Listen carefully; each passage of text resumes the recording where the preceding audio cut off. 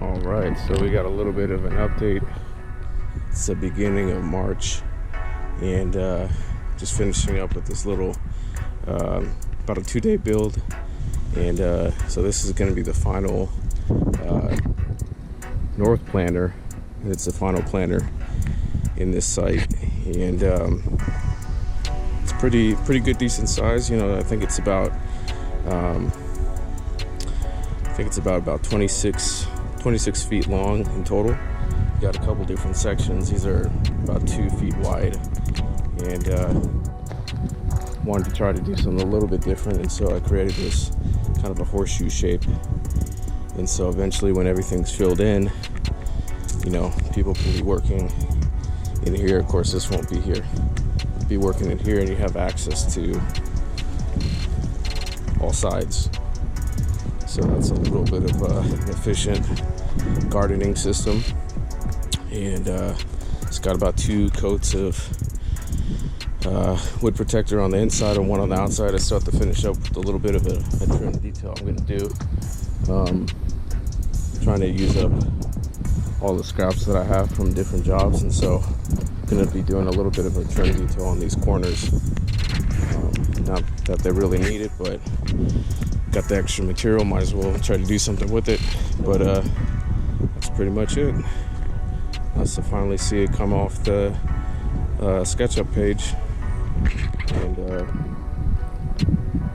probably next week we'll start to fill it up and see how far we get to that, and hopefully start getting to planning real soon. All right, so we are here working on this trim detail for these corners, trying to use up this scrap, and it's kind of nice. It's just kind of frames in the corners like that, just gives it a little bit more depth, and kind of covers up if you have any inconsistencies with, you know, surfaces coming together. It definitely helps with that. And you know, just like right here, we have this long section here. Even if you build it on something fairly level, you're gonna have some, you know, a little bit of an inconsistency just with materials coming together. There's no reason to really cut this so that it matches. And so what we're gonna do is take this 1x6, it's about 2 feet long, and just gonna cover it up so it looks like that. And it's kind of a nice little detail that you can do, and you just kind of stand it up, then come around here and you mark it and cut it, and then shoot some right now I'm using just 16 gauge finish nails, and simple as that. Just like that, it's good to go. You got a nice cover over your seams. This thing has been phenomenal for a bunch of different projects around the space. It's been great. Just a Craftsman 16 gauge finish nailer, and on to the next part. Almost done with this. All right, so here we are, pretty much end of the day. Got this trim detail all done, and of course, once you start somewhere, you tend to keep going. So after doing the corners, I was a little bit concerned with some of the older boxes that, you know, this section where even if you treat wood, this is going to be the place where things start to decay and stuff. So even just having something just covering that, I thought would be a good idea. And so in these corners, I ended up putting this top plate using the same scrap of wood, and so you have a couple benefits. So it ends up blocking this the wood posts that are underneath this, and then also it serves basically as a bench. So you could be working here, you want to sit down, do your thing, good to go. Serves a dual purpose. And then you also got them back here in the back, and I don't know what the weight limit on these, but they're seem to be pretty good. Got some pretty good support, so that's done. And just have to sand down that board over there get that paint off of it. And I'll probably just put a coat of clear coat on these, just to have them last a little bit longer. These are pressure treated trim boards. Only problem, you can't use pressure treated for the boards that are contacting your soil because of the chemicals used in that type of pressure treatment. So you don't want to use certain things to try to make the wood last a little bit longer.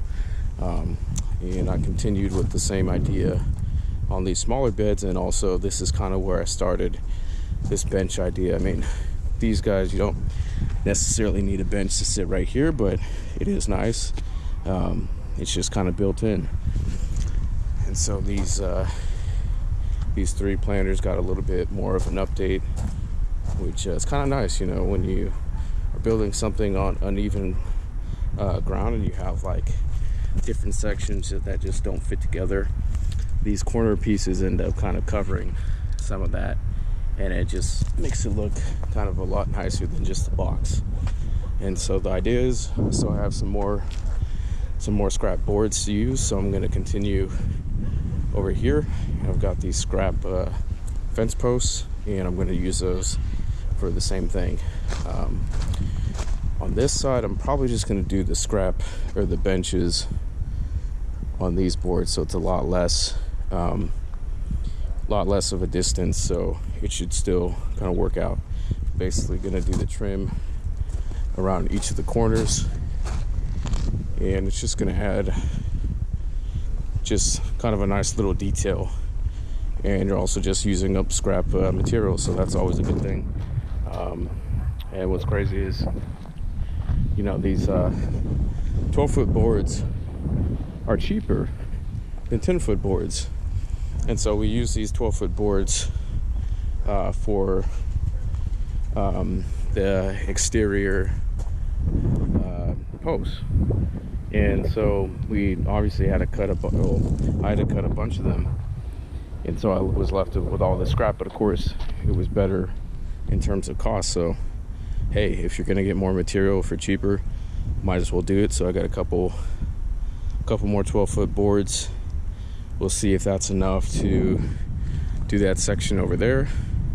If not, I mean, these are 1 by 6 by whatever, so they're not too crazy expensive even now in March of 2021, as wood is basically increased about probably like 25-30% what it was before COVID. So pretty much the end of the day here. Be back in a couple days, finish up a couple more things, and we'll get over here. This site is kind of prepped for cardboard, landscape fabric, and then using up as much of that mulch as possible, and this corner will be done, and we'll just keep moving right along to the next thing. And got some exciting plans and some things to continue building. I'm finishing designing the plan for the pergola structure that's going to be in that back corner, and then also have a safety barrier around the deep end of the pool, and potentially a temporary one in this shallow end of the pool where you still have access into it, but sometimes I think you might need to have that a little bit more secured. So got a couple more things to continue doing, and do some right now I just started the irrigation, planning for the irrigation, and trying to see what I can use for this space, and we'll kind of go from there. Yeah, so this kind of shows what this detail is actually covering. You see you have all these different pieces kind of coming together, and so you're using this to basically cover all that up, and as rain or whatever water comes on it, it's not gonna kind of go into those layers. There you have it. That's what it looks like when it's all nailed down. Not that this space really needs that bench, but it's kind of just a nice little detail to kind of keep consistent down the line, and we'll hopefully protect that corner for a little bit.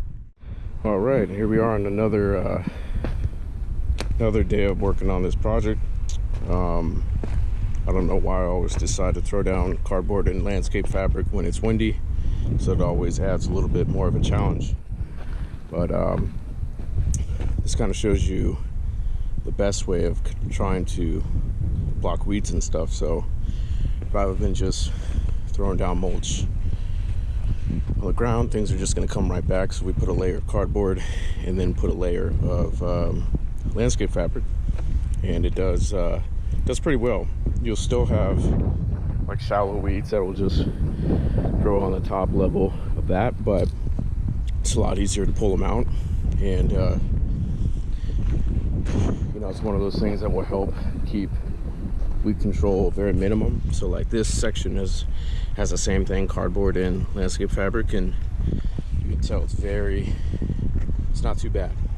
You know, there's always going to be a little bit of maintenance you're going to have to do, but you know, these guys right here, they're mostly just little surface guys, come out pretty easy, and it's a lot less than what was coming up, you know, a week or two after we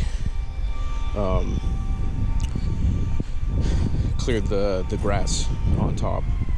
And so yeah, wrap this up today and get this mulch spread out. Probably have a little bit left over, and this final corner will be done.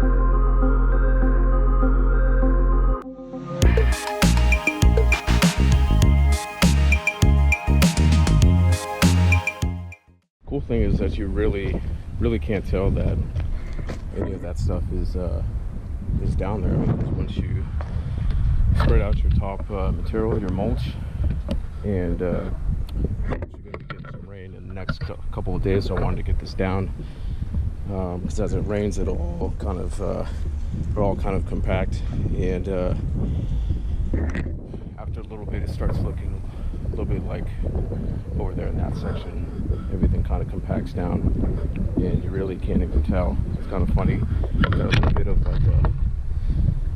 bit of a bounce to it, just because of the cardboard. But this is a huge thing when making sure you can eliminate as many weeds as possible. Got a finished product.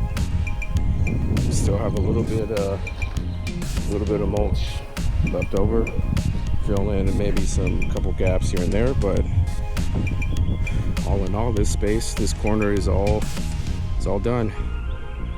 Nice to finally get rid of the piles and have this section completed. And we're gonna move on and start finishing these corner trim pieces for these remaining boxes, and that'll be it.